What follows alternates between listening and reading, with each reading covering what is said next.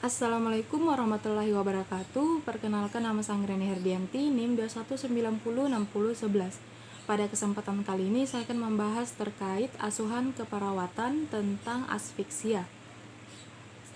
Selanjutnya kita masuk di definisi. Jadi asfiksia adalah keadaan bayi tidak menangis setelah lahir yang tidak dapat bernafas spontan dan teratur, sehingga dapat menurunkan O2 dan makin meningkatkan CO2 yang menimbulkan akibat buruk dalam kehidupan lebih lanjut. Selanjutnya, asfiksia neonatorum merupakan suatu kondisi di mana bayi tidak bernafas spontan dan teratur setelah lahir dikarenakan oleh berkurangnya pasokan oksigen pada sel dan jaringan janin dalam uterus, sehingga mengakibatkan tingginya angka kesakitan dan kematian pada bayi baru lahir.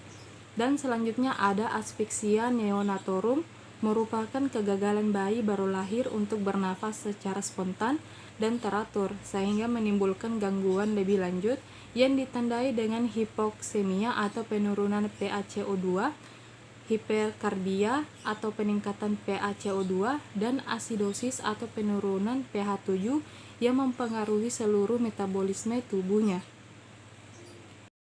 Patofisiologi. Asfiksia ringan yang terjadi dimulai dengan suatu periode apnoe disertai penurunan frekuensi jantung. Selanjutnya, bayi akan menunjukkan usaha nafas yang kemudian diikuti pernapasan teratur. Pada asfiksia sedang dan berat, usaha nafas tidak tampak sehingga bayi berada pada periode apnoe kedua. Dan ditemukan pula bradikardi dan penurunan tekanan darah. Di samping perubahan klinis juga terjadi gangguan metabolisme dan keseimbangan asam dan basa pada neonatus. Pada tingkat awal menimbulkan asidosis respiratorik. Bila gangguan berlanjut, terjadi metabolisme anaerob yang berupa glikolisis glikogen tubuh, sehingga glikogen tubuh pada hati dan jantung berkurang. Hilangnya glikogen yang terjadi pada kardiovaskuler menyebabkan gangguan fungsi jantung. Pada paru terjadi pengisian udara pada alveoli yang tidak adekuat sehingga menyebabkan resistensi pembuluh darah paru. Sedangkan di otak terjadi kerusakan sel otak yang dapat menimbulkan kematian atau gejala sisa pada kehidupan bayi selanjutnya. Etiologi, yaitu yang pertama faktor ibu, hipoksia ibu dan gangguan aliran darah fetus. Yang kedua ada faktor fetus, tali pusat menumbang atau lilitan tali pusat. Yang ketiga ada faktor plasenta, abruption plasenta dan solution plasenta. Yang ketiga ada faktor lama persalinan lama, kelainan letak, operasi sesar. Dan yang kelima ada faktor neonatus, anestesi atau analgetik, trauma lahir, kelainan kongenital. Adapun faktor lain penyebab asfiksia adalah riwayat antepartum, meliputi ketuban pecah dini, kehamilan posterem, hipertensi, eklamsia atau preeklamsia, dan cacat bawaan janin. Selanjutnya ada komplikasi, yaitu yang pertama otak, edema otak dan perdarahan otak. Yang kedua ada jantung dan paru, hipertensi pulmonal persisten pada neonatus, perdarahan paru, dan edema paru. Yang ketiga ada ginjal, tubular nekrosis akut, dan yang keempat ada hiperbilirubinemia. Manifestasi klinik. Diagnosa bayi baru lahir dengan asfiksia neonatorum dapat dilakukan dengan menetapkan nilai appearance, pulse, screams, activity, respiration, atau Apgar. Penilaian asfiksia neonatorum menggunakan skor Apgar ditentukan sehingga penata laksanaan pada bayi dapat disesuaikan dengan keadaan bayi. Adapun klasifikasi klinik berdasarkan nilai Apgar, yaitu yang pertama asfiksia berat atau nilai Apgar 0-3, yang kedua ada asfiksia ringan sedang atau nilai Apgar 4-6, dan yang ketiga ada bayi normal atau sedikit asfiksia 7-9, yang keempat ada bayi normal dengan nilai Apgar 10. Selanjutnya ada diagnosa keperawatan.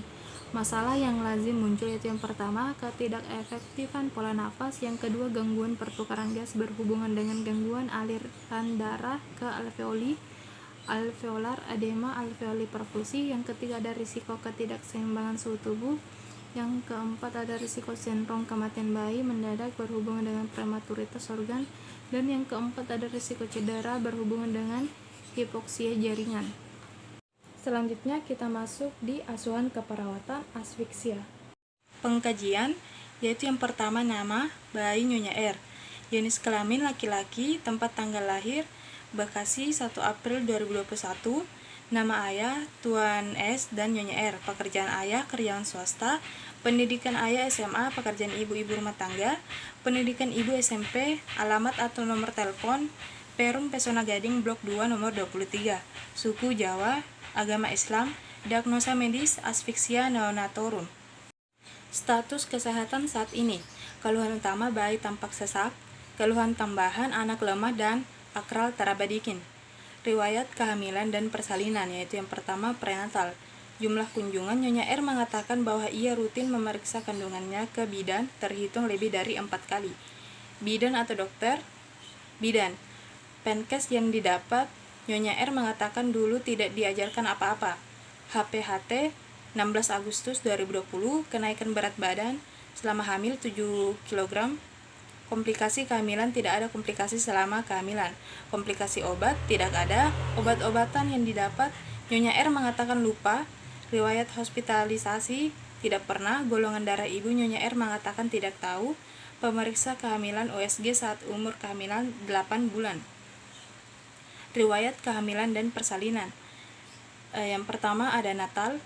Awal persalinan 1 April 2021, lama persalinan 8 jam, komplikasi persalinan tidak ada, terapi yang diberikan injeksi oksitosin 10 IU/IM. Cara melahirkan section sesar, tempat melahirkan rumah bersalin. Postnatal, usaha napas dengan bantuan, kebutuhan resusitasi. Ibu mengatakan saat bayi lahir tidak segera menangis, dilakukan hisap lender dan pemberian oksigen. Obat yang diberikan pada saat lahir yaitu vitamin K. Interaksi orang tua dan bayi, ada interaksi antara ibu dengan bayi. Trauma lahir, tidak trauma lahir. Keluarnya urin atau BAB, ada. Pemeriksaan fisik, keadaan umum lemah, kesadaran apatis, tanda-tanda vital, nadi 146 kali per menit, respirasi 42 kali per menit, suhu 37 derajat Celcius.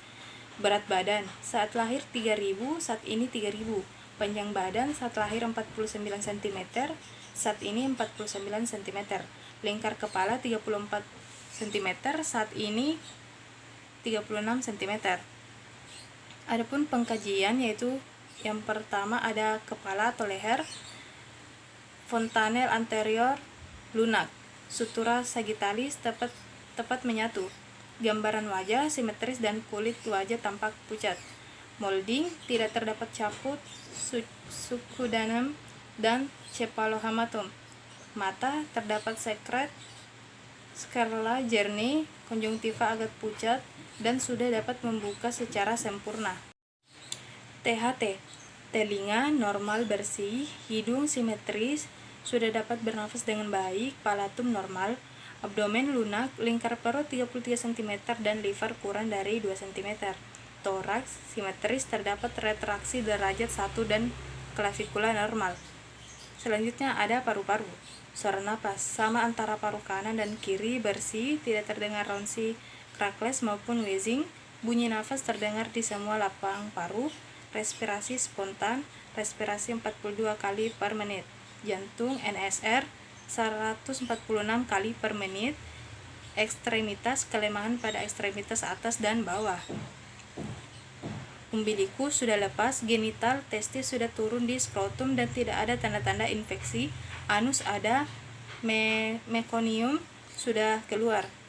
Spina bifida tidak ada, kulit warna putih kemerahan, turgor baik, elastis, lapisan subkutan tipis.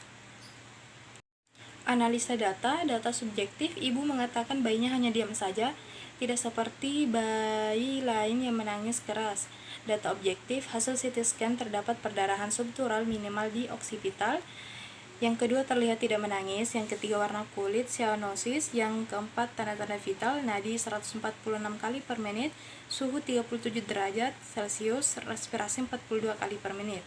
Etiologi, perdarahan intracerebral, masalah gangguan pertukaran gas. Yang kedua data subjektif, ibu mengatakan tangan dan kaki bayinya masih belum kuat gerak sendiri. Data objektif, yang pertama pasien mendapatkan fisioterapi general meliputi ekseris dan oral fisioterapi. Yang kedua ada tonus otot lemah. Etiologi, penurunan fungsi motorik, masalah hambatan mobilitas fisik. Yang ketiga ada data subjektif, ibu mengatakan aduh gimana ini ya, bingung. Data objektif, yang pertama, ibu tampak cemas dan selalu mendampingi bayinya. Yang kedua, ibu tampak menghindar dan menunduk saat didekati. Yang ketiga, kondisi umum gelisah. Yang keempat, ekspresi sedih. Dan yang kelima, mata sembab. Etiologi, defisit pengetahuan, masalah risiko shock. Intervensi keperawatan, nama pasien bayi Nyonya R, nomor rekam medik 568642. Diagnosa keperawatan, yang pertama, gangguan pertukaran gas berhubungan dengan cyanosis, NOx, respiratory status, gas exchange, respiratory status, ventilation, vital sign status. Kriteria hasil yaitu yang pertama, mendemonstrasikan peningkatan ventilasi dan oksigenasi yang adekuat. Yang kedua, memelihara kebersihan paru-paru dan bebas dari tanda-tanda distres pernafasan. Yang ketiga, mendemonstrasikan batuk efektif dan suara nafas yang bersih, tidak ada cyanosis dan dyspnea atau mampu mengeluarkan sputum. NIC, airway management, yaitu yang pertama, posisikan pasien untuk memaksimalkan ventilasi. Yang kedua, lakukan fisioterapi dada jika perlu. Yang ketiga, monitor respirasi dan status O2. Respiratory monitoring, yaitu yang pertama, monitor suara napas, monitor kelelahan otot diafragma. Yang ketiga, auskultasi suara napas. Yang keempat, auskultasi suara paru setelah tindakan untuk mengetahui hasilnya. Adapun yang kedua, diagnosa keperawatan, yaitu hambatan mobilitas fisik berhubungan dengan penurunan massa otot. NOC, joint movement, active, mobility level, self-care, transfer performance. Adapun kriteria hasil, yaitu yang pertama, klien meningkat dalam aktivitas fisik. Yang kedua, mengerti tujuan dan peningkatan mobilitas. Yang ketiga, menyerбализasikan perasaan dalam meningkatkan kekuatan dan kemampuan berpindah. Yang keempat, memperagakan penggunaan alat. Dan yang kelima, bantu mobilisasi. Ini exercise terapi, ambulation, yaitu yang pertama, konsultasi dengan terapi fisik tentang rencana ambulasi sesuai dengan kebutuhan. Yang kedua, dampingi dan bantu pasien saat mobilisasi. Yang ketiga, bantu penuhi kebutuhan ADLS PS. Yang ketiga, diagnosa keperawatan, risiko shock berhubungan dengan defisit pengetahuan. NOC, shock prevention, shock management. Kriteria hasil yaitu yang pertama, nadi dalam batas yang diharapkan. Yang kedua, irama jantung dalam batas yang diharapkan. Dan yang ketiga, frekuensi nafas dalam batas yang diharapkan. NIC, shock prevention, yaitu yang pertama, monitor suhu dan pernapasan. Yang kedua, monitor tanda awal shock. Yang ketiga, tempatkan pasien pada posisi supin, kaki elevasi untuk peningkatan preload dengan tepat. Implementasi keperawatan, diagnosa keperawatan, yang pertama, gangguan pertukaran gas berhubungan dengan cyanosis. Implementasi yang pertama, memonitor respirasi dan status O2. Yang kedua, mengauskultasi suara napas. Yang ketiga, mengauskultasi suara paru setelah tindakan untuk mengetahui hasilnya. Dan yang keempat, melakukan fisioterapi dada jika perlu.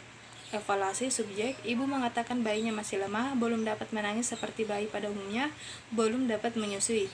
Objek, kondisi umum lemah, warna kulit cyanosis, respirasi normal, tanda-tanda vital nadi 138 kali per menit, suhu 36,5 derajat Celcius, respirasi 54 kali per menit.